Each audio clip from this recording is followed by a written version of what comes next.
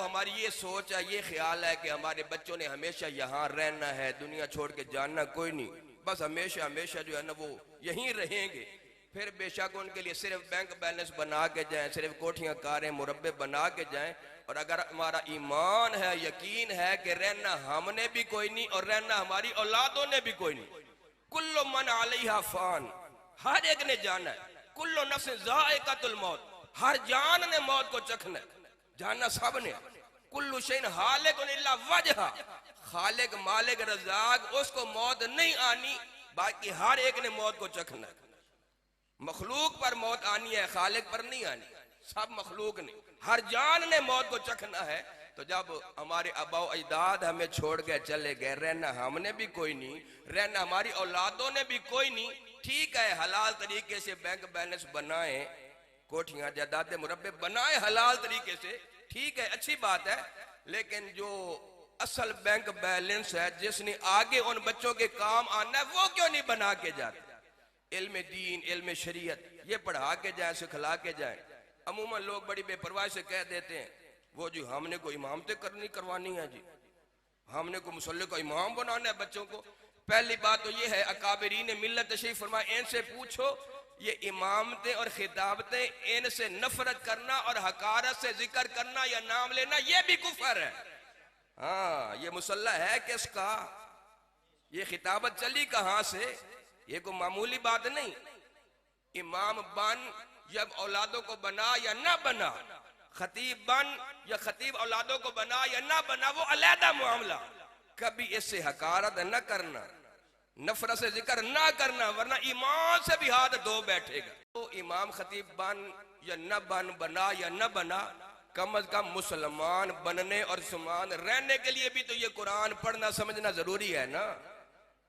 जितने नमाज रोजा हज ज़कात जो जरूरी मसाइल हैं फरैज की बजाय आवरी करनी, उतना कदर इल्म जो है वो तो पढ़ना पढ़ाना चाहिए ना, वो तो आना चाहिए। मुझे कुरान मजीद फुरकान हमीद बुरहान रशीद हिफ्स करने की सआदत हासिल हुई। जेलम का इलाका है दीना के करीब खोखा शरीफ, तो उस इलाके के काफ़ी लोग जो है ना कारोबार के सिलसिले में अमेरिका, इंग्लैंड, उन इलाकों में जो है ना तो वो अक्सर जाते रहते हैं जेलम के इलाके में। तो हम वहाँ हिफ्ज करते थे, तो डेड बॉडी आई इंग्लैंड से, उसका जनाजा होना है, हम सारे बच्चे जो है हम भी खड़े हैं, हमने भी जनाजा पढ़ना था, और उसका जवान साल बेटा जो है ना वो भी खड़ा है, उसने भी जनाजा पढ़ना है। तो अब पहले वुजू करने लगे, उसको वुजू करना कोई नहीं आता।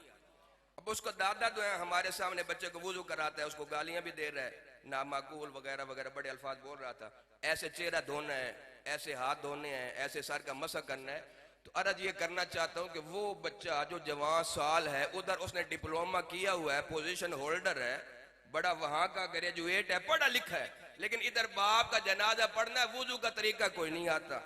जिसको वुजू का पता कोई नहीं है उसने दुआएं क्या पढ़ी होंगी, जनाजे में क्या पढ़ा होगा।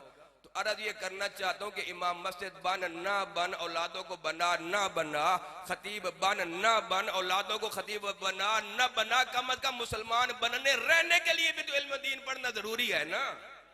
चलो शेखुल कुरान ना बन, शेखुल हदीस ना बन, शेखुल इस्लाम ना बन, अब तो वो बनाने वाले भी चले गए, कौन बनाएगा।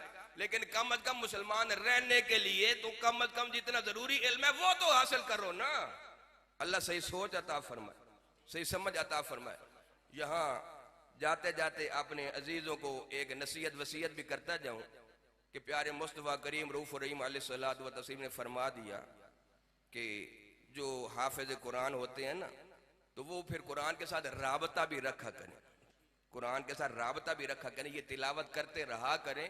अगर तिलावत नहीं करेंगे तो प्यारे मुस्तफ़ा करीम अलैहि सल्लम ने बड़ी सादी सी मिसाल दे के मसला समझा दिया कि जिस तरह कोई घोड़ा हो, ऊंट हो ना, तो उसकी मुहार लगाम उसके गले में लपेट के सहराओं में जंगलों में छोड़ दो ना, तो बाद में ढूंढते फिरोगे घोड़ा गया कहाँ, वो ऊंट वो सवारी गई कहाँ, मिलेंगे कोई ना। तो ये बेनियाज का कलाम है, राबता रखेगा तो याद रहेगा, थोड़ी सी बेपरवाही की तो ये भी फिर बेनियाज का कलाम है, फिर ये भी चला जाएगा छोड़ के। और प्यारे मुस्तफ़ा करीम अलैहि सल्लम ने फरमाया ये भी न कहना कि मैंने कुरान को बुलाया, मैंने सूरत को बुलाई, फरमाया उससे बुरा आदमी है कोई ना जो ऐसी बात करता है, ना ना तुझे बुला दिया गया, तूने नहीं बुलाया। प्यारे मुस्तफ़ा करीम अलैहि सल्लम का फरमान, अब्दुल्लाह इब्न मसूद रावी हैं रज़ियल्लाहु ताला अन्हु, क्या फरमाना है? बेसमाल अहदिन अन यकूला नसीद आयतन कहता व कहता बल नुसिया वस्तज़किरुल कुरान फइन्नहु अशद्दु तफसीयम मिन सुदूर रिजाल मिनन नाम।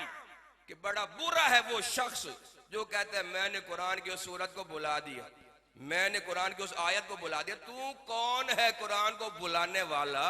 तेरी हैसियत क्या है? तुझे बुला दिया गया।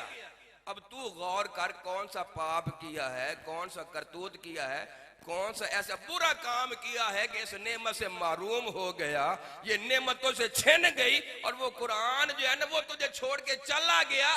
तूने कुरान को नहीं बुलाया, कुरान तुझे छोड़ के चला गया। तो चाहे कोई पूरा हाफिज ना भी हो ना, सिर्फ सूरह यासीन याद है, सूरह मुल्क, सूरह रहमान याद है, जो उसको बुलाने वाला है उसके बारे में भी ये वईद है। कोई आयत याद हो, कोई सूरत याद हो तो उसके साथ राबता रखना है, उसको तिलावत करते रहना है ताकि भूलने न पाए। तवज्जो फरमा रहे हो कि कोई ना? और शहजादे सुनते बैठे हो कि कोई? एक बार याद रख सो, मदरसे से चले जाओ चाहे जहां भी जाओ ना तो ये मामूल बना लो ना। जिस तरह पहले अर्ज किया कि बेहतर तो यह है कि नमाज में तिलावत ही करते रहो तसलसल से लगातार। याद रखो कि कहां छोड़ी है, सुबह वहीं से शुरू करो ना आगे, ताकि फिर ज्यादा तिलावत करें तो नमाज में अजर सवाब भी ज्यादा मिले और कुरान के साथ राबता भी रहे। बस एक दो हदीस से बयान करके गुजारिशात समेट रहा हूं।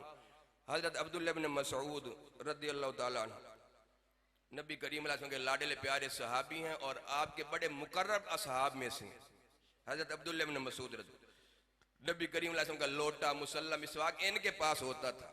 अब ज़ाहिर है जो हर वक्त साथ रहे पास रहे उसी के पास लोटा मुसल्ला मिसवाक होगा ना। अब ये तो नहीं प्यारे मुस्तफा करीम अलैहि सल्लम को मुसल्ला की जरूरत और लोटा की और मिसवाक की तो तलाश करते रहे कि अब्दुल्लाह बिन मसूद किधर गए। नबी करीम अलैहि सल्लम मिसवाक फरमाना था तो जो करीब हो मुकर्रब हो उसी के पास होगा ना लोटा मुसल्ला मिसवाक। कोई नहीं ना सुनते बेटे, उन्हीं के पास होगा ना। तो हजरत अब्दुल्लाह बिन मसूद पहले अपनी तरफ से फरमाते हैं और आगे प्यारे मुस्तफा करीम अलैहि सल्लम से रिवायत फरमाते हैं। अपनी तरफ से क्या फरमाते हैं हजरत अब्दुल्लाह बिन मसूद? लौ अन्ना अहलल इल्मी सानुल इल्म व वदऊहु इंद अहलिही लसादु बिही अहल ज़मानिही वलाकिन बज़लूहु लि अहलि दुनिया लियनालू बिहिम मिन दुनियाहुम फहानु अलैहिम। कि अगर उलमा इल्म वाले इल्म का अदब करते और कराते, इल्म का एहतराम करते करवाते और दुनियादार के सामने इल्म को छोटा ना करते, इल्म को हकीर ना करते, यानी बड़े उलमा हूं और एक जो है ना उस तारीफ के काबिल ना हो, उस तारीफ के लायक ना हो, जमीन आसमान के कलाबे मिला के झूठ मूठ की उसकी वो तारीफें करके ये इल्म को हकीर ना कराते, इल्म की तौहीन ना कराते, तो ये उलमा जो है ना ये सारी दुनिया पर हुकूमत करते। ये कौन कह रहे हैं? वो हस्ती कह रहे हैं कि हजारों लाखों करोड़ों गौस कुतब अबदाल जिनकी गर्दे राह को भी कोई नहीं पहुंच सकता।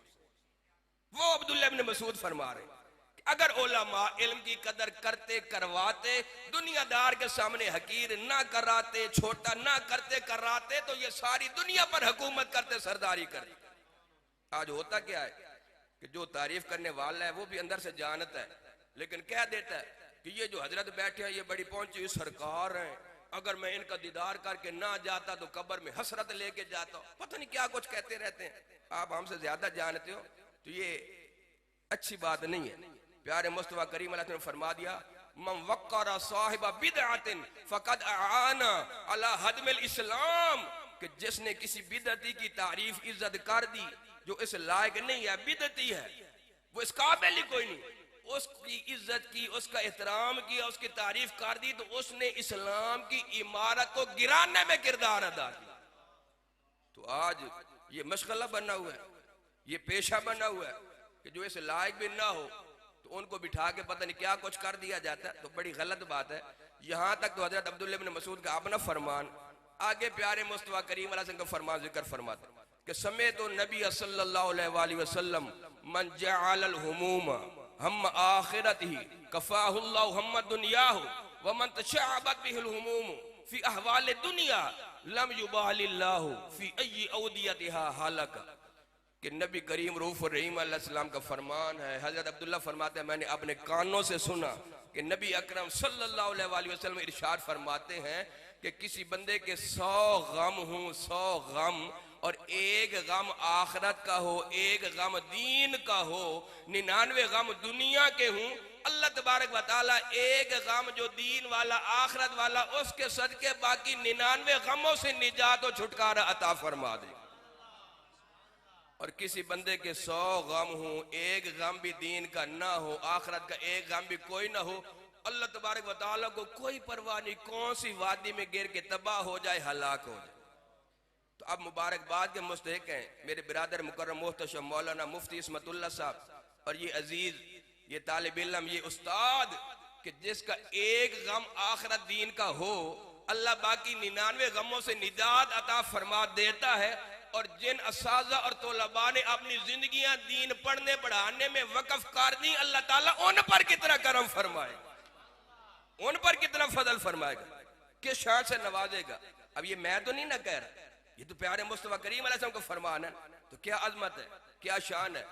हजरत अब्दुल्लाह इब्न मसूद की बात चली ना, तो मुझे आपका एक वाकया भी याद आ गया।